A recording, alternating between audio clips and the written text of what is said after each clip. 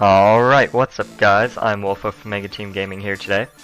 I thought that I'm going to do something a little bit different, which would be a game review. Yeah, first one on the channel. We plan on doing more of these, I'm guessing. So, this is going to be the first of many. Alright, today we're going to take a look at Tom Clancy's Ghost Recon Phantoms. Now, it is on Steam. It is a third-person shooter, multiplayer. It does not have a single-player mode, so it's solely focused around multiplayer. And then the best part about it, it's free to play. That means you can download it for free, you can create an account for free, and it's a pretty good game for being free to play. I mean, there are other good free to play games out there, but this is definitely one of the top ones. But because it is free to play, there are, of course, tons of in-game purchases that you can make. I don't know, you can't get around those though, so they're there, they are what they are. There's a bunch of cool stuff, like, for example, the weapon customization. There is a lot to it. When you go to edit your loadout, you've got, like, your primary, secondary, as usual, and then you have like a armor, which will of course armor rating onto you for a certain number of games. And once your armor runs out of said number of games, then it's gone. And I think there's some way you can repair it, but I don't know. You need stuff that you buy to do that, so haven't done that. You can select the secondary, the pistol, there are no customization options for yet. I don't know if this game is still like a work in progress, or if they plan on releasing minor updates on it from here on out. There's several things I'd like to see improved in the game, just little things here and there. For example, upgrades and like add-ons to your secondary weapon. I think that's pretty important. I don't know. That's just me though. There are 3 different classes that you can be: an assault, a recon, and a support. And each one of these, like, the recon is sniping and kind of long range like that, but also carries around what's essentially an MP5. Support carries around a little bigger guns, a little more body armor, and I assume would move slower. And the assault is just kind of like your standard in between, where you just got an assault rifle and yeah, just the kind of standard soldier from any game.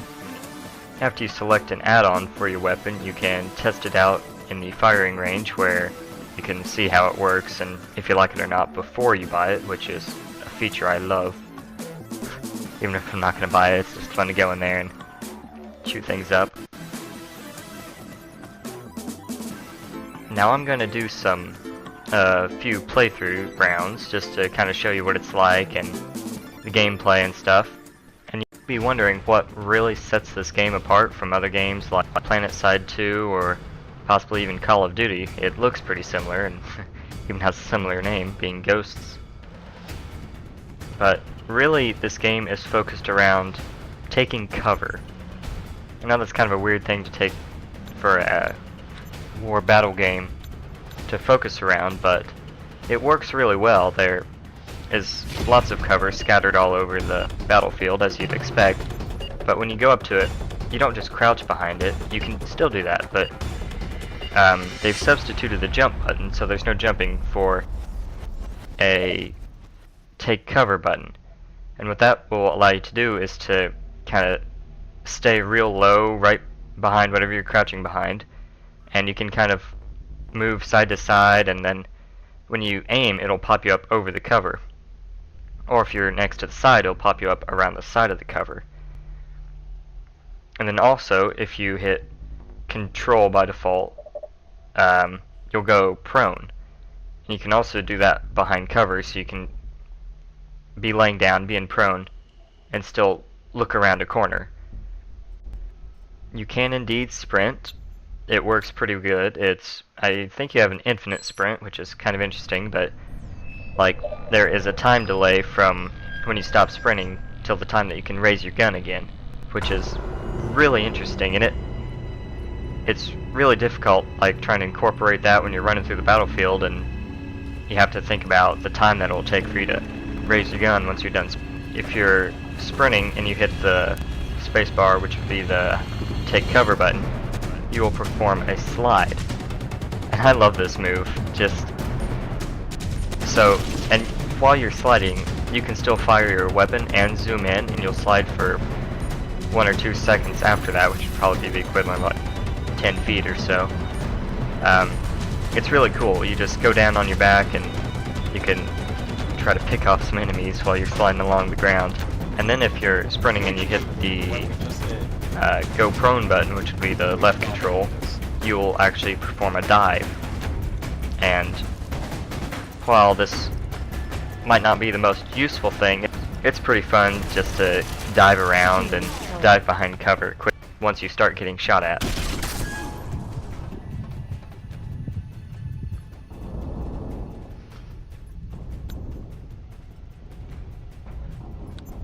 Another cool feature about the slide is that if you slide into a cover that you can hide behind, which is pretty much anything, then it'll automatically put you in behind it as if you're undercover.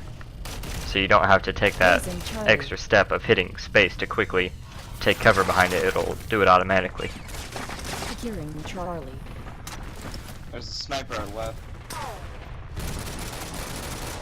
One reason I think that maybe this game is a work in progress is because there are only 2 maps, as well as only 1 game mode.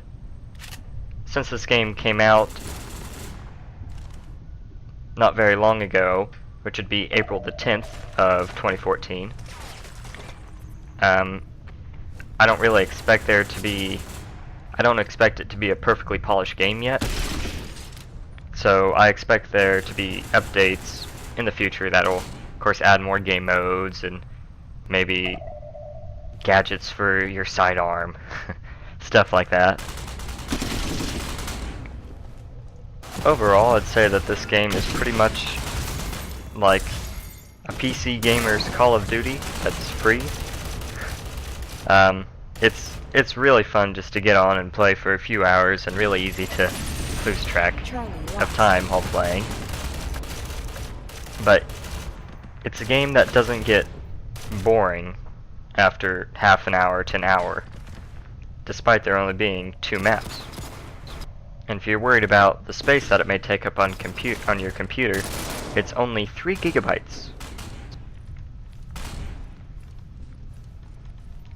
Each map, while you're waiting for everybody else to load in to the game, you get like a practice round, or practice match is what they call it. And basically, it's exactly like the full game, only in 40 or 60 seconds or so it's gonna restart with the real game. And at this time, I don't think you get XP, but you can still kill the enemy team. So it's always fun just to go running in there and do things that you normally wouldn't do in a game. But when it comes down to a single match itself, it consists of 2 rounds. And the scoring system is pretty cool. It is a capture the point, where there are 5 points. You start with 2, and the enemy team starts with 2, and then there is 1 neutral one. And usually in the games I've played, the only one that ever gets captured is the neutral one. But because it's 2 rounds, if you capture the neutral one, adding your total up to 3 command posts, and the enemy team at 2 at the end of the first round, in the second round, if the opposing team captures that middle one, so then it's 3 to 2 there, your scores get added together, so it becomes 5 to 5, which just ends in a draw. So it definitely pays to try to go after there and get that extra command post, but usually it just turns into a game of defense after that. So yeah guys, this is a really good game. I highly recommend it. On my rating scale, which I actually have no idea what it gets to be. Get to choose whatever my rating scale is right now. So I'm probably just gonna, well, you know what? Let's be different. Let's say out of 15. Yeah. Alright, so as is, meaning if they don't do any more updates to it, I would probably give it a 12 out of 15 or so. Just because of the lack of game modes and the maps, and there are still a couple little bugs here and there where trying to like get out of cover, you spaz out and have to like mash buttons. Usually I get killed at those moments, but however, if they were to continue developing the game and add extra maps and game modes and all that good stuff I've talked about, then this would probably be a 15 out of 15 game for being a free-to-play. I mean, I just think that's absolutely great that a game this good, and it has pretty good graphics too, can be free-to-play. I mean, really, why not?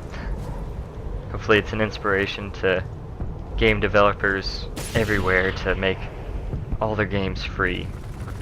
Yeah, right. I can dream, can't I? Securing Charlie. Losing Charlie.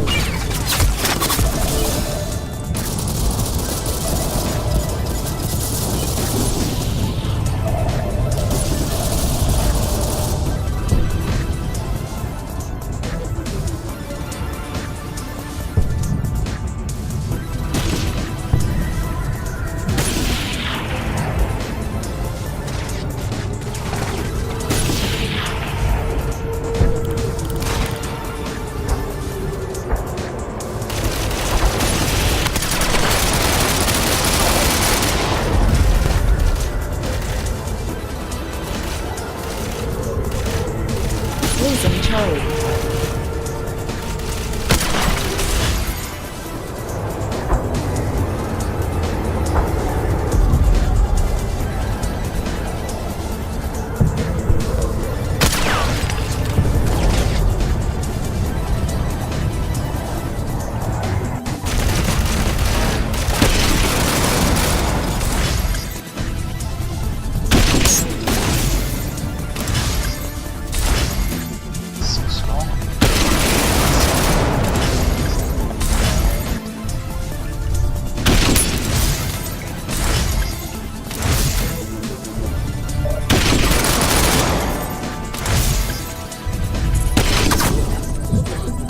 So anyway guys, I've been Wolfo, and this has been the first ever Wolfo Reviews. Alright, be sure to hit like and favorite if you enjoyed, and hit subscribe if you want to see more.